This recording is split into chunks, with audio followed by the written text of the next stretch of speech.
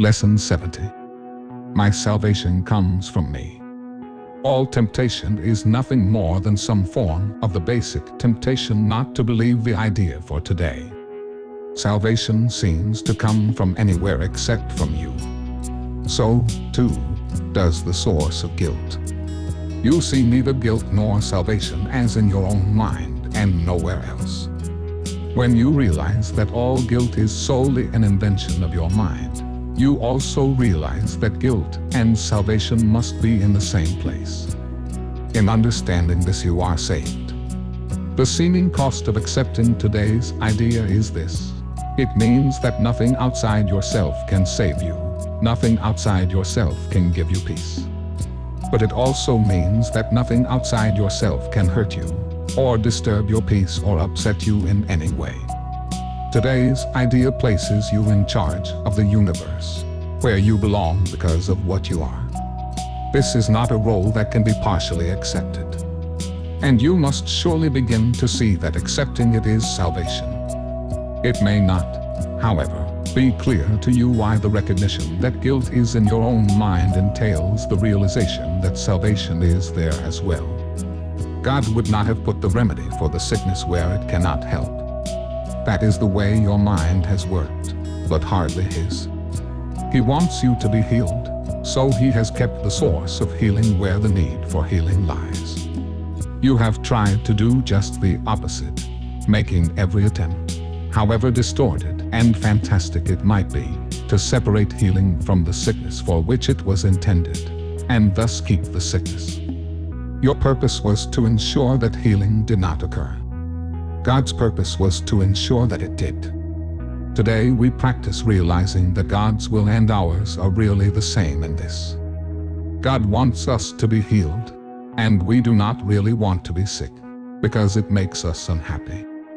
Therefore, in accepting the idea for today, we are really in agreement with God. He does not want us to be sick. Neither do we. He wants us to be healed. So do we.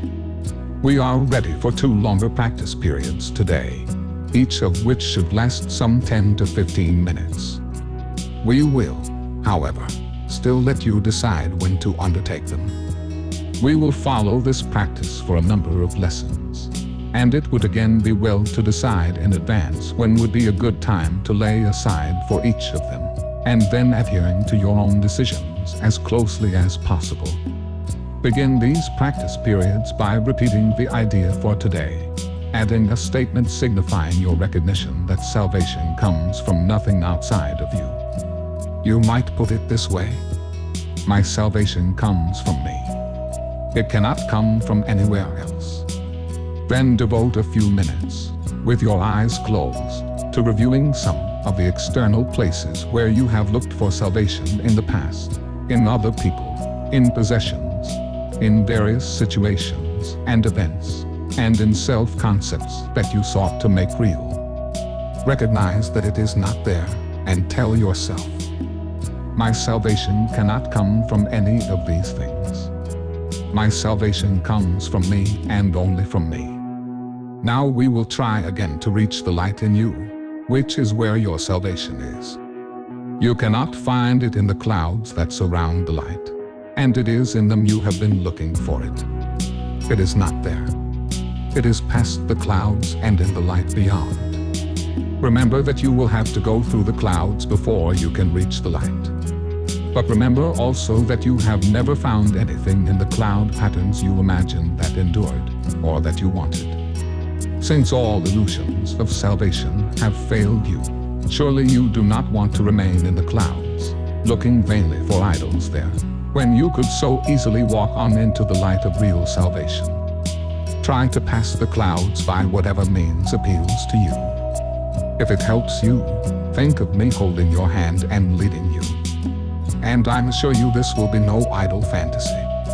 For the short and frequent practice periods today, remind yourself that your salvation comes from you, and nothing but your own thoughts can hamper your progress.